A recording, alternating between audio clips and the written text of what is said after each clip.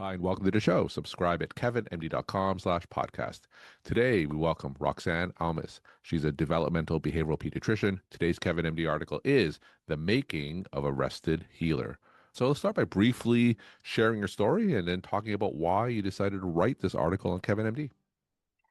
This is really my rest story, essentially. I am a developmental behavioral pediatrician, as you shared. I am a mother of two boys, the daughter of immigrants from Pakistan and France, where two completely different worlds came together, is where I grew up. Multicultural, multilingual family.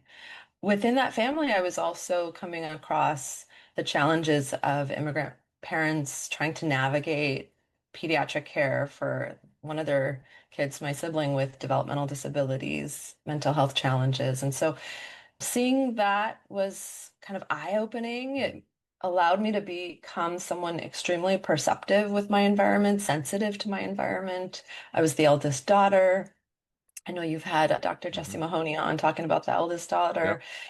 All of that kind of came together where I was really in tune with the waters I was often swimming in, the air I was breathing.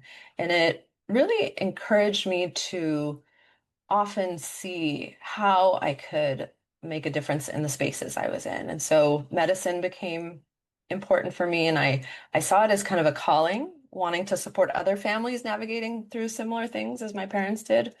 I also experienced the weight through that role as a developmental behavioral pediatrician, carrying the families and all of their difficulties navigating, the compassion fatigue that came with that. I was also experiencing my own personal grief Mm. about 6 years ago when the pandemic happened. C wasn't COVID for me. C was cancer. My mom got diagnosed with an aggressive form of cancer, otherwise completely healthy. I thought I had 20 extra years with her, but we lost her within a year and a half of her diagnosis. That just completely broke me open. So I was carrying personal grief, trying to navigate that. She was the caregiver of my father who had advanced Parkinson's. And so all of these personal experiences that we as physicians go through while also trying to support our families going through similar things. So that load, along with the collective grief around us, the experiences that families were having just by living in this country and what was Mhm. happening and what's currently happening. So that really kind of opened my eyes to a new vision for medicine, for grief and creativity. And that's where I got excited to talk about the Rested Healer. All right. Now, for those who didn't get a chance to read your article, tell us more about the Rested Healer and talk to us about your journey. You mentioned the quiet unraveling before you realized that you were suffering from burnout. So tell us all about that. Noticing in medicine, carrying all of this, like so many of us do, is it was feeling extremely transactional. And like I shared before, what I wanted most in medicine was to be in this frequency of compassion. And I was finding myself in this vibration of urgency, Hmm. this sense of I could no longer connect with my patients. I think many of us felt that. I looked back and found a journal because I did a lot of journaling and writing even as a child. But before medical school, I wrote to myself and said, do not lose your soul in this field. Hmm. And so I am coming back to that. I recently found that journal, and I am wanting to inject and infuse humanity into the spaces that I'm in. And so I do this through, the realization that I had to turn inward, find out where are my values. And that came through a deep rest practice. And for me, it came through Yoga Nidra, which I became a facilitator in. I also became a facilitator in narrative medicine. So these are kind of fields and spaces where I can be in that connection with others, that frequency I was talking about, where the oxytocin is being emitted when I connect with others, hearing about the grief that others are experiencing, allowing the humanities to kind of support us in our interactions with patients. So finding a deep rest practice has been a mindset shift for me. And what I'm realizing is we are exhausted. Mm-hmm. as physicians. We don't even realize how exhausted we are.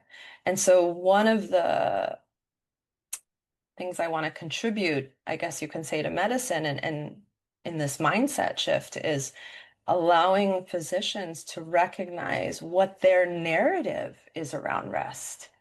And many of them, from what I've heard, and because I've spoken about this at large meetings, the American Academy of Pediatrics, for example, is that if they feel like they stop, they will no longer be able to continue. And Mm-hmm. so it's like climbing a mountain. And this is actually what one physician said. If she stops, she will fall. And so, what I am encouraging others to recognize is what are those obstacles to rest? Why is it so uncomfortable for us to rest? And in those obstacles, we can find the antidote because I see rest not as a reward to the hard work, not as optional, but I truly see rest as kind of the growth. It comes first, it's part of the work. I'm going to give you an example of Yeah. an August lily. It's a flowering plant. They're native to California in the Bay Area. We have some in our garden. My kids think it's funny because they're also called naked ladies. And the Mm-hmm. reason for that, they also laugh at the naked mole animal idea. But the reason for that is they have a stalk with no leaves and then they flower. And so we became intrigued by this with my kids, and we discovered, because they're learning about photosynthesis, is that in the spring, right now, in February, there is so much foliage. The leaves are just so full right now. They get all of their energy through that photosynthesis. And then the leaves die off.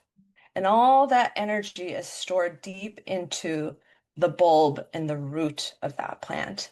And that essentially is holding on to the energy, resting for months until the growth actually happens, until the expression of that plant happens, which is the stalk and then this beautiful pink flower. And I see that as rest is the preparation of the becoming. Mm-hmm. And so I like to draw from nature and different analogies. I think in medicine, we have a lot to learn from the fields of athleticism, where rest is mandatory for Yeah. peak performance. We can learn from the fields of aviation, where it's very carefully calculated when pilots rest.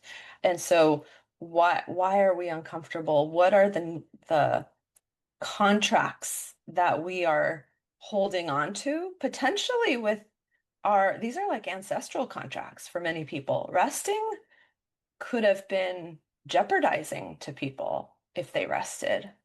But I really want us to think about how we can break those cycles. And instead of asking you maybe who modeled rest, because I feel like a lot of people didn't have those models of rest. For me, it was my dad. Mm-hmm. He would come home from work after a long day and have his unwinding time, which was sacred. It was 15 minutes of him in his room, shoes off, just releasing from the day before he would be present with us, where he could be fully present with us. And I see that as a model for how we can be with our families and our patients and the best version of ourselves. I like to use this idea of, and this is often used in meditative circles and just through my work with Yoga Nidra, which is yogic sleep, is when we close our eyes, we begin to see. Mm-hmm.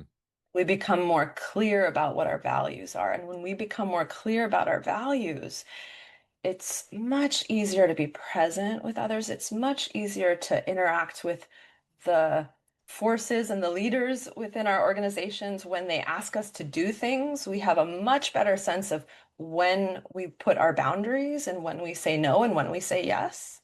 And so for me, the clarity that comes with deep rest and being able to prioritize that, remember, as preparation for our future creativity. And medicine needs a lot of creativity right now. I hear this a lot that the one of the reasons why it's so difficult for physicians to rest is that they're almost hardwired not to ever since pre-medical, medical school, residency. Those who rest often get left behind, and that is kind of hardwired as they continue through their professional lives.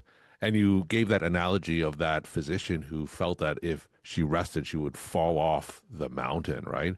Now, tell me from your perspective, and I know you've done a lot of research and talks on this, what are some of the biggest reasons that prevents physicians from properly resting? The culture of medicine, just like you shared, I like to use the root word action. Medicine is a transactional experience. There's distraction and, extraction.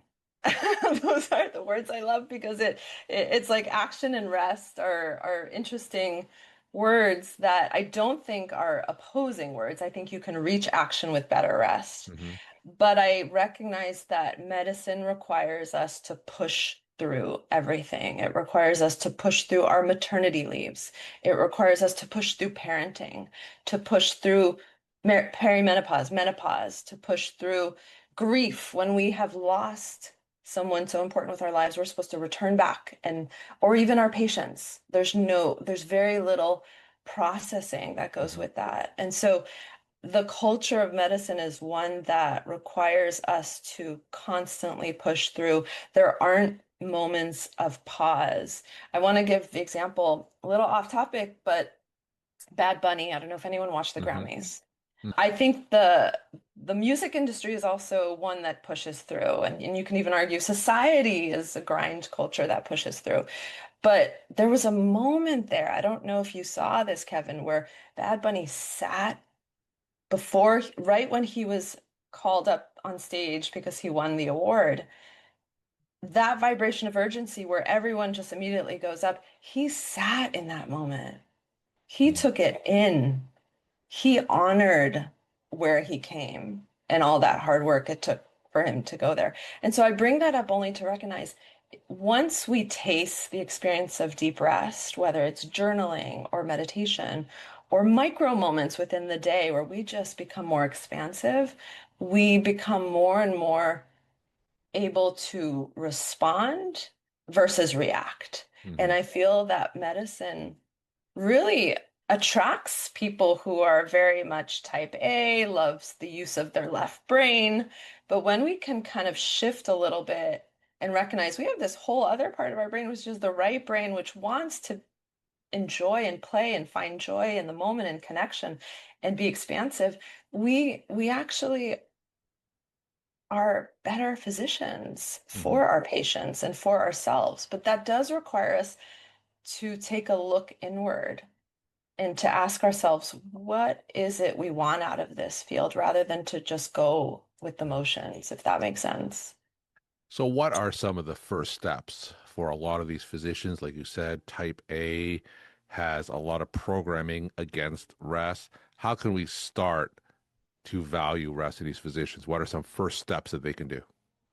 Takes the first step before you can walk 1,000 miles, right? Like I love talking about, I offer in my article kind of a tier-based approach where I start with the personal. You have to find a rest practice or an opportunity to rest that works for you. I can't determine what that is. And there are passive, kind of more deeper rest practices. And then there are active forms of rest, which could be going on a walk, doing artwork, gathering with friends, things that allow you to kind of pause and reflect. I tend to, I'm a very deep person. I love having the opportunity, and I'm realizing more and more I do it, the more and more I need it. And the more sensitive I become to other people's frequency and how unrested they are, which is Mhm. interesting. So feeling it in your bones is really, really important. Finding Doing it in community is kind of the second approach. So finding others who value rest, being able to, if you're interested in this space, connect with me. There are many organizations and people and many people thinking about rest and then writing. So Hmm. like that's the birthplace, that's kind of the bedrock, and then creativity can emerge. It's a portal to creativity. More and more physicians are talking about building that right side of the brain and how we can use that creativity even in our fields because the creatives are the ones we need right now in this world we're living in. And then the third approach is thinking about how to shift medicine so that the leaders are hearing this message. Mm, And that's what I was able to do at the American Academy of Pediatrics. It was a room that also had chairs and chiefs where we were talking about this, and they were becoming very vulnerable about their narratives. And thinking about, publishing on this or speaking on this, I'm going to be invited to a medical school on the East Coast in Connecticut to talk about this because there are people talking about it, but they're few, but the message is really resonating. mhm. We're talking to Roxanne Almas, developmental behavioral pediatrician. The Kevin MD article is The Making of a Rested Healer. Roxanne, let's end with some take home messages that you want to leave with the Kevin MD audience. I truly feel that rest is where growth happens. I feel that rest is the ingredient of becoming a healer. And I truly feel that when we rest, we are empowered. We are better versions of ourselves because we're more aligned with our values. And rest is a radical act, but it's one that medicine needs. And this is how I think we're going to not only support and heal ourselves, but heal medicine as a field. Roxanne, thank you so much for sharing your perspective and insight. Thanks again for coming on the show.